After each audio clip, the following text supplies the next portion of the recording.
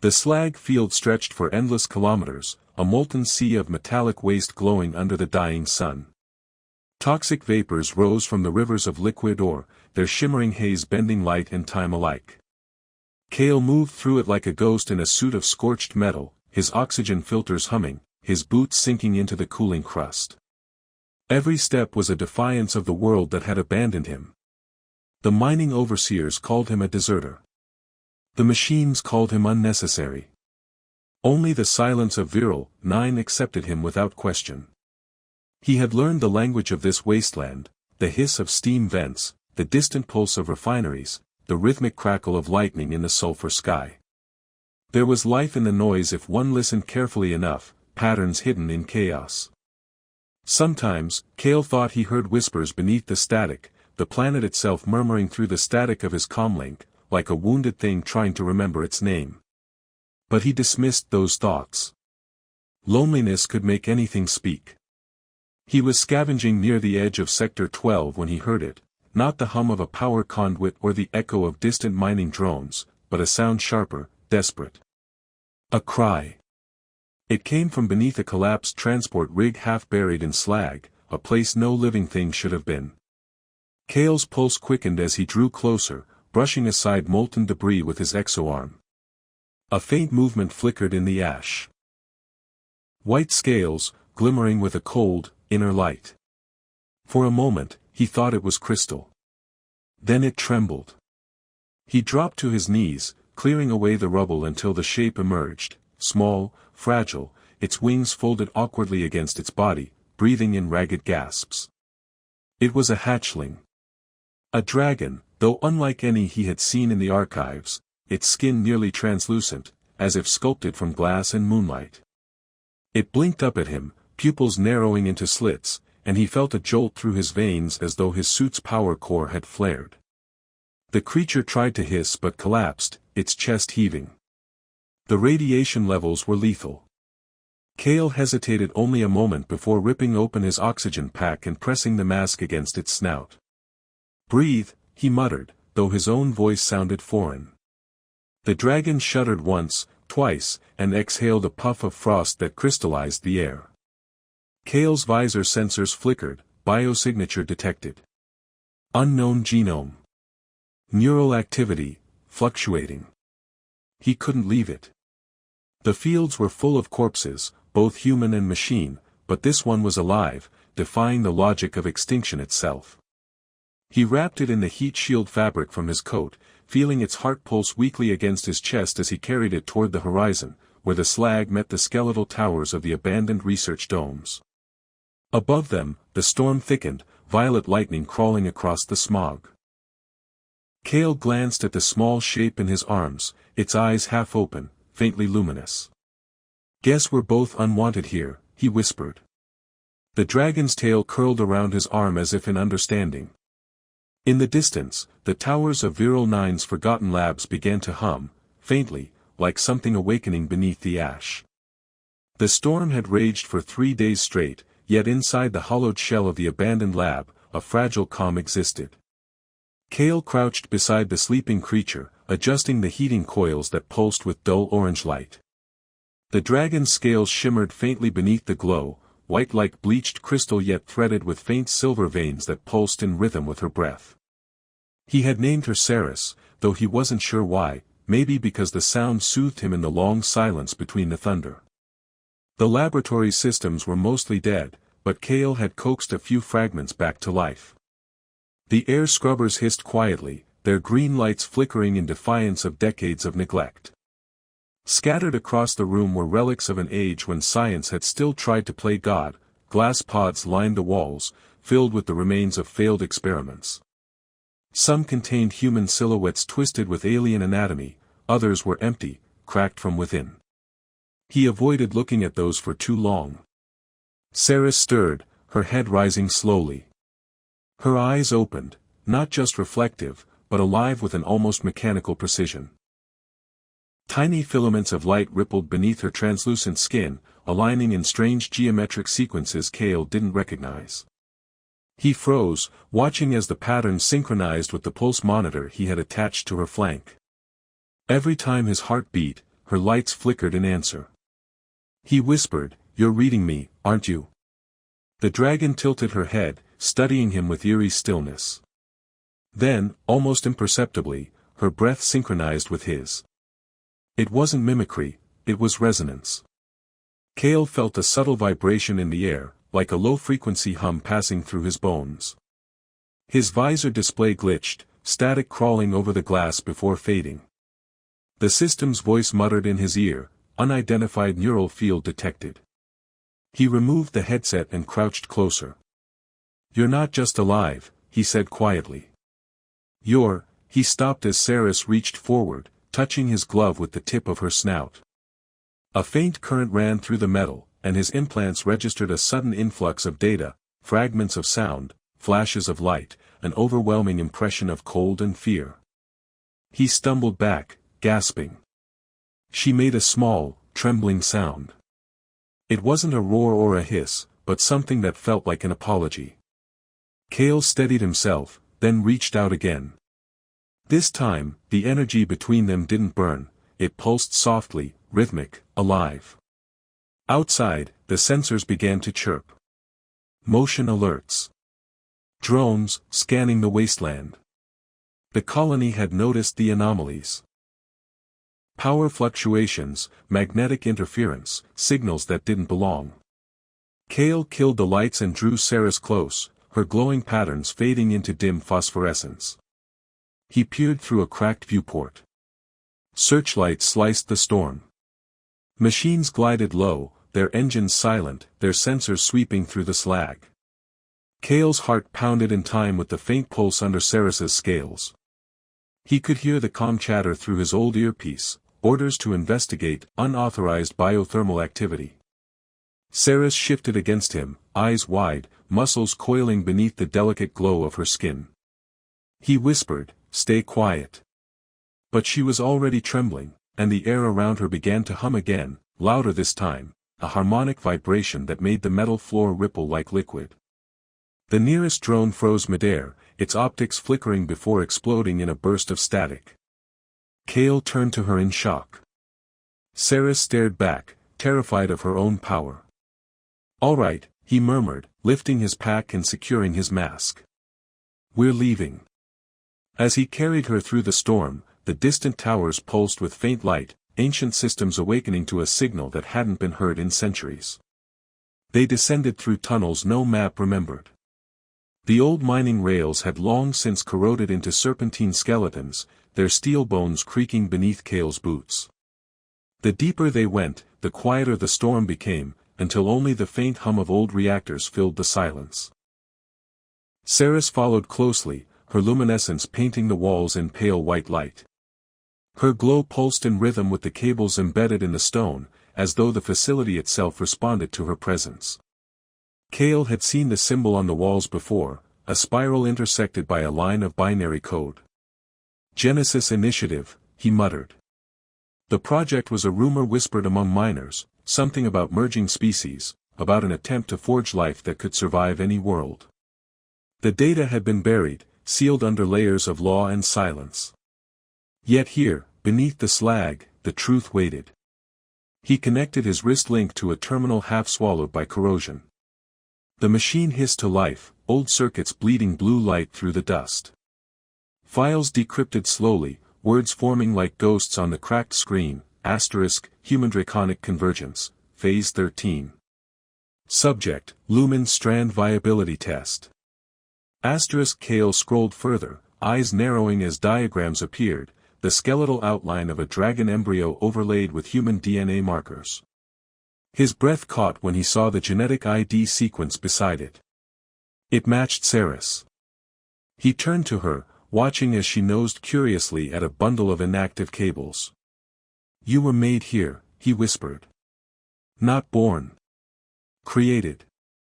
The dragon lifted her head, her gaze meeting his. A soft vibration filled the chamber, not mechanical, but resonant, like the sound of a distant choir echoing through metal. Cale's implants buzzed again, and a static-laced voice broke through his comms, "Sequence detected. Subject synchronization, initializing." A beam of light erupted from the terminal, scanning across both of them. Kale tried to pull away, but the floor pulsed beneath him, glowing with lattice patterns of living circuitry. Ceres reared back, wings flaring in instinctive fear. The patterns climbed her scales like veins of light, then leapt across the air, threading into Kale's suit, into his skin. For an instant, his vision fractured: stars, dragons, ancient laboratories orbiting dead worlds. Then he saw something else, a vast chamber filled with hybrids, half human, half dragon, sleeping in crystal pods.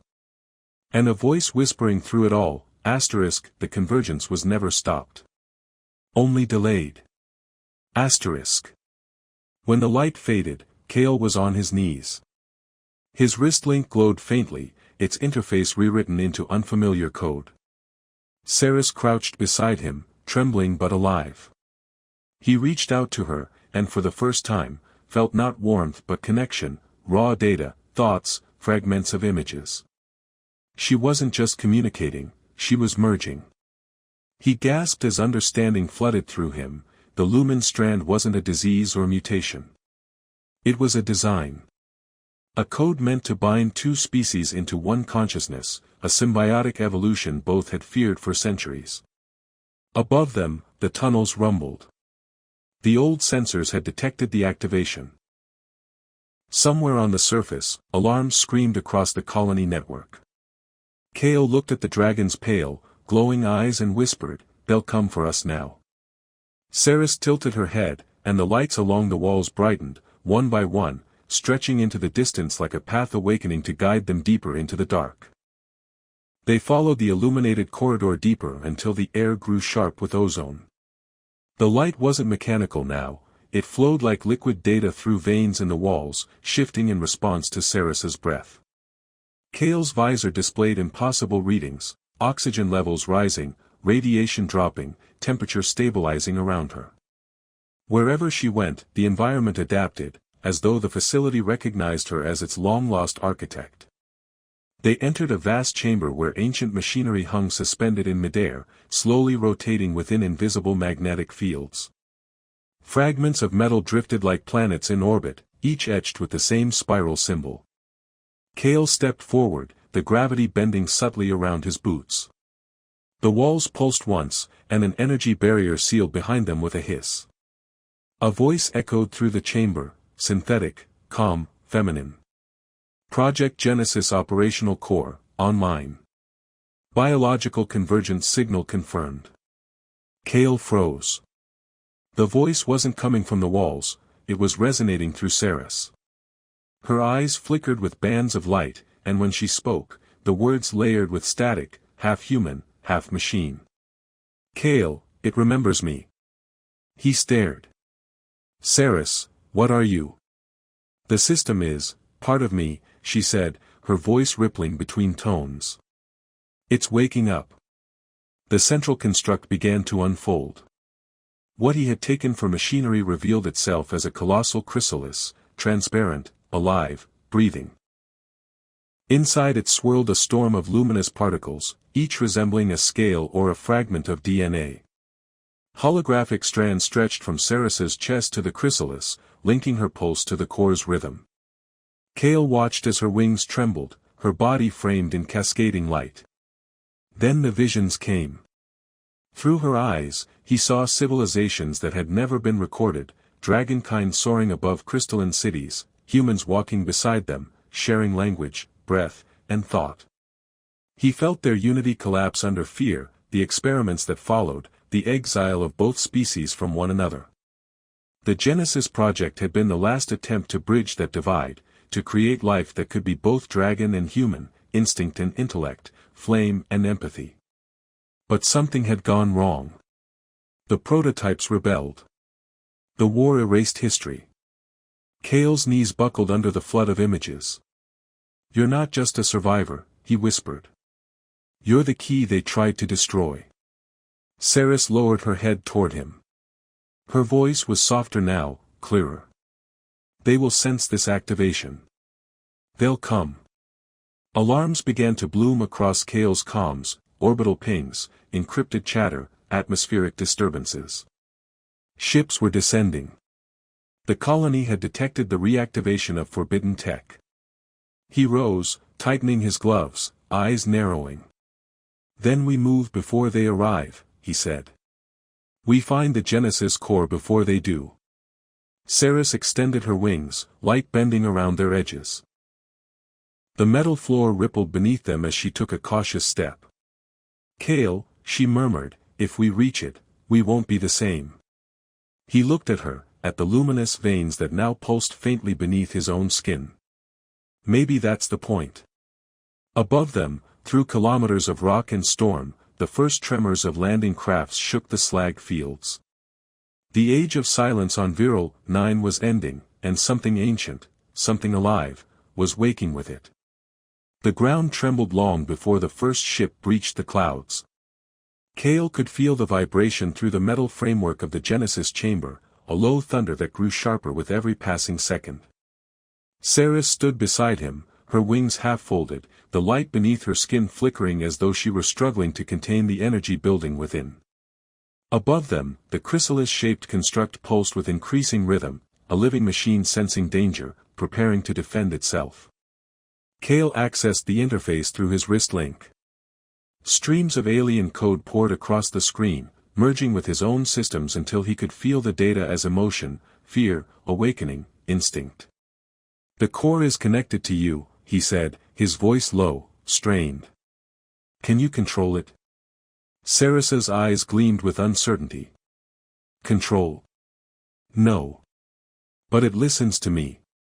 She turned toward the ceiling as the tremors intensified. Through the fractures in the dome, Kale saw the flickering silhouettes of descending craft, angular, human, military. The colony's defense directorate had sent its enforcers. A beam of plasma tore through the upper layer, striking the outer shell of the chamber. The shockwave rippled through the ground, shattering dormant pods along the walls. Viscous, translucent fluid spilled out, revealing shapes half-formed, echoes of earlier experiments that had never drawn breath. Kale's pulse quickened. They'll level this place to stop what we've started. Ceres stepped forward, her claws carving luminous trails into the floor. The air trembled around her, distorting as if space itself bent to her will. No, she said softly. They will not stop us.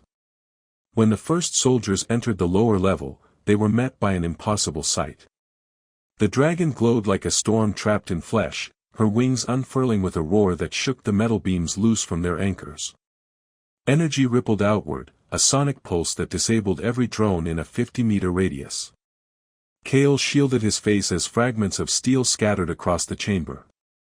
But the humans kept coming. Armored suits marched through the smoke, firing plasma bursts that streaked across the air like comets. Kale ducked behind the central console, rerouting power from the defense grid. Circuits reactivated with a low hum, and light shot through the floor, connecting Ceres's feet to the Genesis core. The chamber responded instantly. The air grew blinding as the core began to open. Its surface peeled away like the petals of a metallic flower, revealing a pulsing sphere of energy within, a miniature sun of data and life.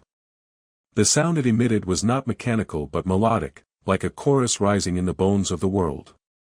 Kale's suit readout spiked into the red. Ceres, it's overloading. She looked back, her voice echoing inside his mind now, not through sound. No. It's awakening, The next instant, the world turned white. Every weapon, every ship, every signal in orbit flickered out. A shockwave of luminous energy spread across the landscape, rewriting matter into fractal glass. Yet Kale felt no pain. In the blinding quiet, he heard Ceres's heartbeat, steady, strong, joined with his own. When the light faded, the battlefield was silent. The soldiers were gone, their machines dissolved into mist. Kale stood amid a landscape transformed, not destroyed, but renewed, as if the planet itself had exhaled. Ceres towered before him, her body calm, radiant. The war is over, she said. But something new has begun. Above them, the clouds parted to reveal not one sun, but two, twin orbs of light orbiting each other, casting a silver glow across the glass plains of a reborn world. The horizon shimmered with refracted light, a crystalline dawn rising over what had once been slag and ruin. The toxic storms were gone, replaced by a pale mist that glittered faintly with threads of living energy. Kale stood at the edge of the transformed valley, the wind whispering across the glass plains that had once been a battlefield. His reflection stared back at him from the translucent surface, and for a moment, he barely recognized himself. The veins beneath his skin glowed faintly, pulsing in quiet rhythm with the heartbeat of the planet. Ceres emerged from the haze, her vast wings folded close, her eyes no longer fierce but calm, almost human in their gentleness. The scars of conflict had vanished from her body, replaced by shifting patterns of light that mirrored Kale's own. "It's finished," she said, her voice resonating through the air and his mind alike. The core stabilized. The Genesis field is spreading across the biosphere. He looked toward the horizon, where shattered cities now pulsed with new life. Buildings that had once been hollow shells of metal were sheathed in living material, glass fused with organic crystal, breathing faintly as if the world itself had begun to dream again. "You changed the planet," Kale murmured. "We changed it," she corrected softly. "The lumen strand connected us. It connected everything." He could sense it, millions of faint signals rippling across the network of consciousness that had awakened through the Genesis field. The surviving humans of the colonies, the dormant dragons and orbiting stasis relics, even the artificial minds that had once served as weapons, all resonating on a shared frequency. For the first time in recorded history, the boundaries between species and machine had blurred into harmony instead of war. Kale reached toward her, resting a hand against the smooth scales of her neck. "What happens to us now?" Ceres closed her eyes. "The core will expand until every world seeded by the Genesis code awakens. The old empire will fade, but something new will rise, something born of both our kinds." Her gaze turned skyward, where distant silhouettes drifted in the new atmosphere. Not ships, but dragons, metallic and luminous, soaring in silent arcs across the twin suns. Kale smiled faintly. "They'll tell stories about this, won't they? About the miner who broke every law to save a dying creature." Her voice echoed inside his thoughts, filled with quiet warmth. "They'll tell the story of how loneliness created life." The wind shifted, carrying the faint hum of distant energy, a song, deep and resonant, spreading across the glass valleys and through the sky. It wasn't just sound. It was communication, the pulse of a shared mind reaching beyond the planet. Kale felt it moving through him, vast and endless. Ceres stepped closer, lowering her head until her eyes met his. "It's time," she said. He nodded once, without fear. Together they walked toward the rising light, their shadows merging into one. The air shimmered around them, folding into pure luminescence as they vanished beyond the horizon, human and dragon intertwined, the first of a new creation. And high above Viral 9, the twin suns flared, not in destruction, but in birth, as the world sang its first song of unity, the legend of the albino flame carried forever across the stars.